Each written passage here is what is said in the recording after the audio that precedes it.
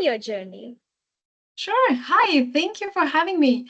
So basically I started in supply chain about 4 years ago now. I was not from supply chain before. Started at this new company called Colibri S&OP, and it was kind of a challenge at first because what I was doing is I was just talking to a lot of prospect, a lot of supply chain directors, having a very specific vocabulary about supply chain that I didn't know about. But that it comes pretty quick when you just do it every day, talking to them, like you kind of catch up quick. And Mm-hmm. then pretty fast, I suggested to move to another country to help the company develop the business. So that's how I moved to Toronto 2 years ago, almost now. I can see a few differences between Europe and North America Mm-hmm. in how people in supply chain, first of all, see women. Uh-huh. I find it more of a challenge in Europe than here. I think it's more accepted to be women in supply chain in North America.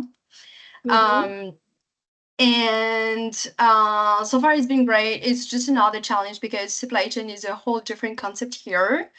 I mean, not a whole different concept, but it's Yeah. just they have a Different, yeah. different vision. Yeah, they have different vision on many things. Mm-hmm. So it's been a challenge to try to adapt, change my mind, Yeah. trying to find new ways to talk about it, trying to find new ways to talk about how products, how we see things. So yeah, but it's been great so far.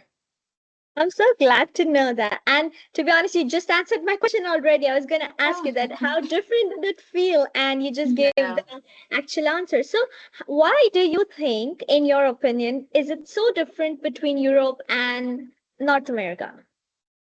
When it comes to supply chain itself, I would say, what I've come to realize is that in North America, people tend to react instead of anticipating. Where in Mm-hmm. Europe, we like to anticipate everything. We have plan A, B, C, D, blah, blah, blah. And that's how we think ahead, and that's how we start doing demand planning, supply planning, and everything.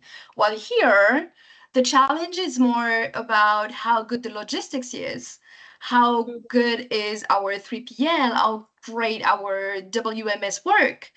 But they do not think ahead and think about, oh, maybe the problem comes from my forecast. Yeah. That's not what I've seen so far. So the challenge here is more on adapting, maybe finding new tools on logistics and everything, and not yet on thinking ahead and trying to forecast better. Wow, that's actually a very great observation from your end, how you were able to differentiate why the two countries function so differently. And I believe that the fact that you are so awesome with your work that you're able to differentiate makes it a little better in terms of clarity. And I Mm-hmm. believe your forecasting is your power, I feel. So you had mentioned that a powerful insight from your end was that your forecast isn't broken because of bad data.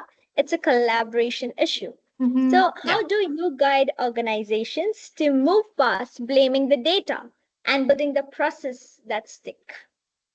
Yeah, so what usually happens is that we have the sales team with a set of data. We have the operations team with another set of data. We have the supply chain with, again, a third set of data.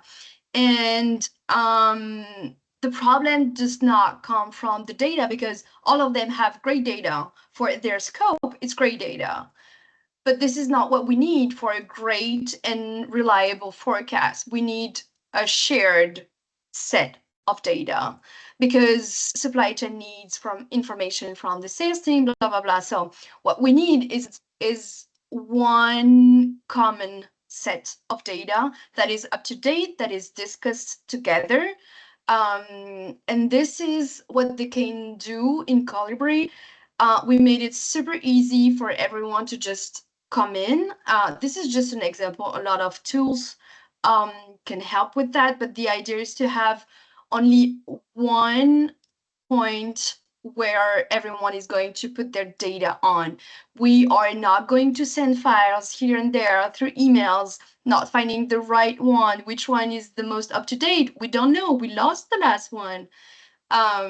So what's important to have is one point for the set of data, so everyone can have the same set of data. And then when we'll go through the S&OP meetings, then we will know which data we're talking about because there's only one set of data.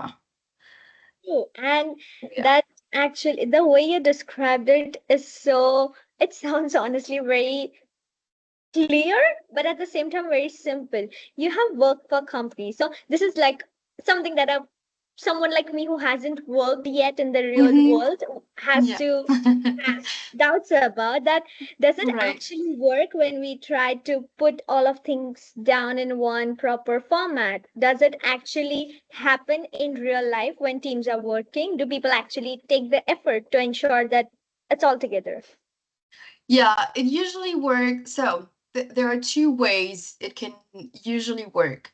The first way is when the set of data is not complex, when there's not a lot of products or not a lot of clients or very simple products.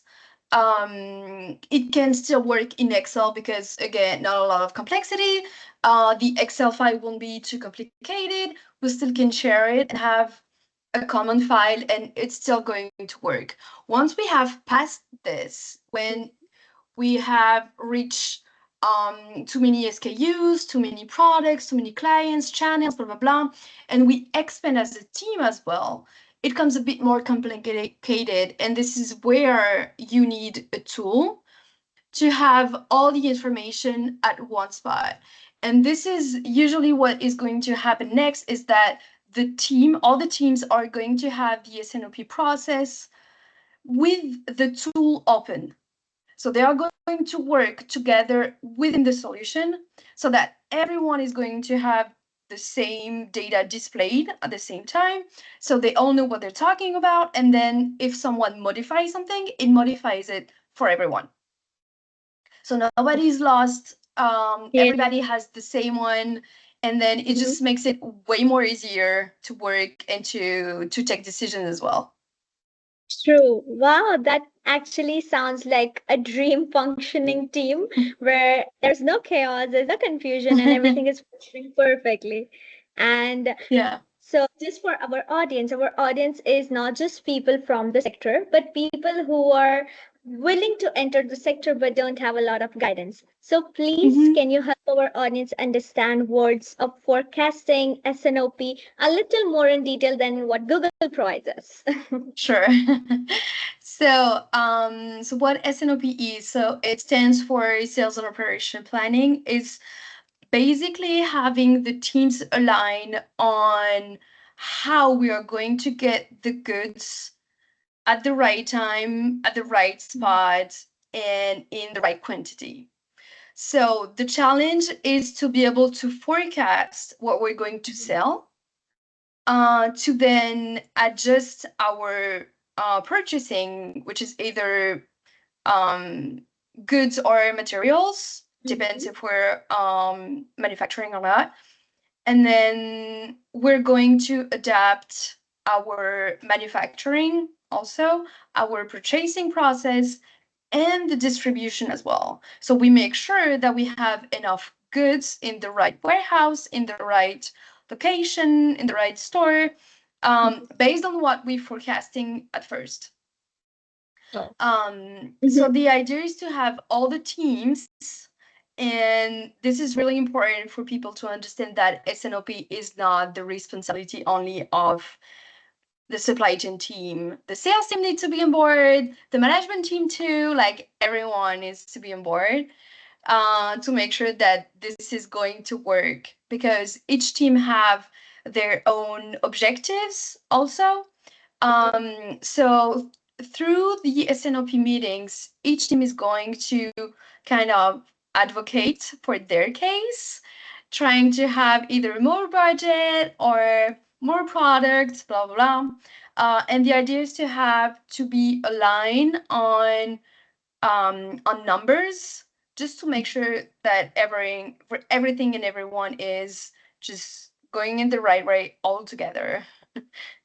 Wow, okay, that actually sounds awesome. And talking about SNLPs, you have it brings me to one post of you had said that SNLP is just spreadsheets. It's not just spreadsheets and meetings, it's actually about breaking silos and building trust. And I Yes. believe that what you just said, that each and every department is involved pitching their own needs and wants and trying to make sense out of it is where the whole definition comes into picture. Now, Yeah. talking about that, have you personally had an experience where this actually was went down amazingly well? So I've never been on this side of supply Mm-hmm. chain. I've always been on the side of the software editor. Mm-hmm. Um, but what we've seen, because I've talked to a lot of supply chain teams, supply chain directors, and everyone, what usually happens is that in and this happened in Europe and North America, is that usually the top management kind of, how to say that, kind of do not trust the supply chain teams, or they do not give them enough power or consideration.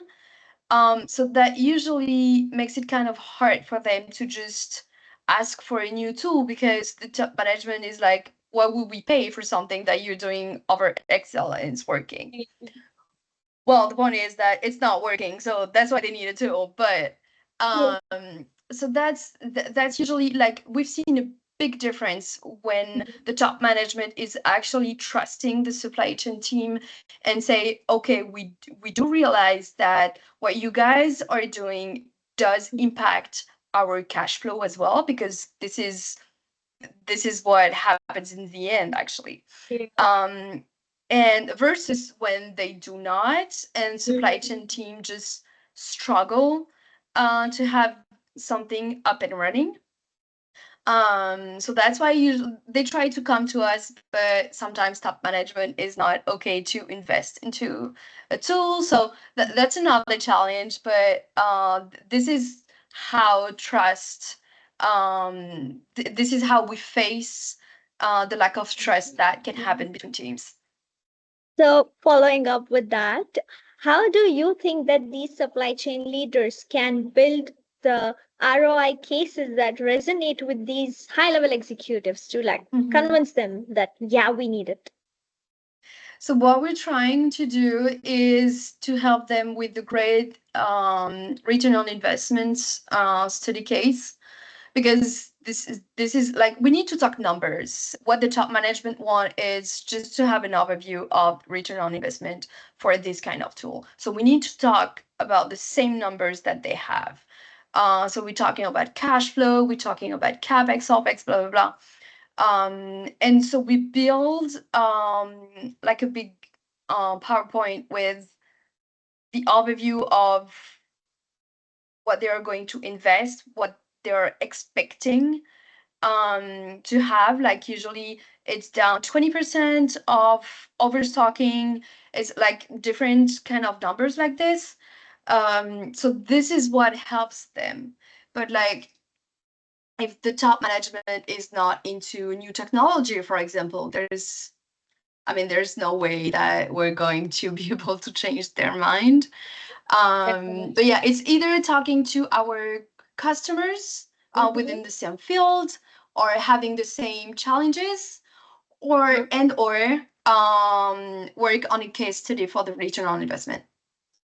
Wow, thank you so much for providing us that clarity of how it can actually come into real life implementation if they want to convince the team high level authorities about it. And I believe that it is definitely hard. And the way you described it, I feel that analytics does play a very important role when it comes to convincing them that I have the numbers which prove that it is possible and it needs to be Yeah. done. Yeah, And you exactly. have exactly like, and the way you explained it, it really gave me personally the clarity of how it actually functions. So you have like the way you are functioning. I believe you are a very amazing leader. So how do you actually perform the act of leadership when it comes to workplace management? So the thing is, it's pretty particular for me because I'm the only one leading North and South America from now.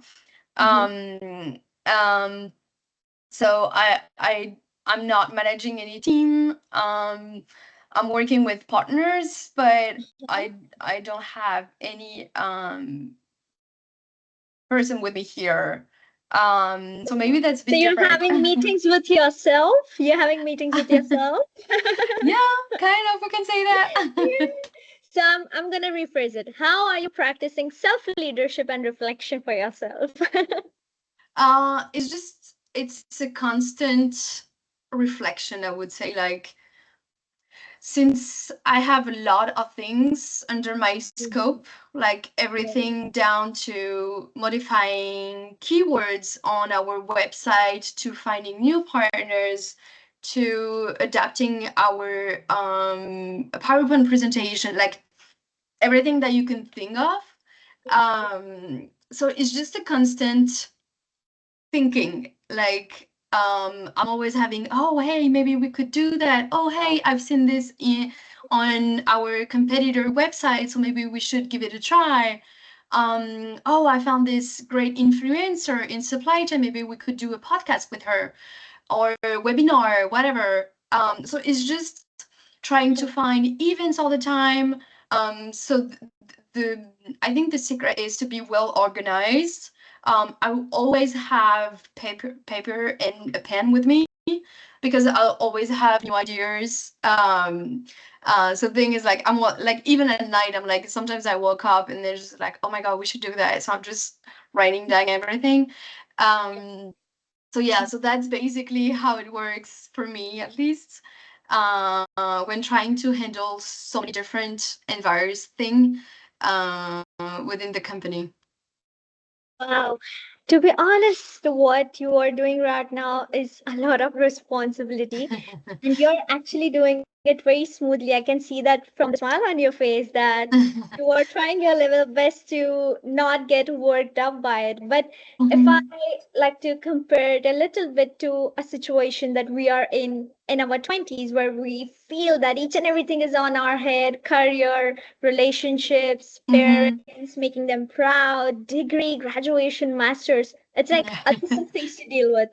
What advice would you give us, people who are in their 20s, about managing things beautifully, one, and about the sector?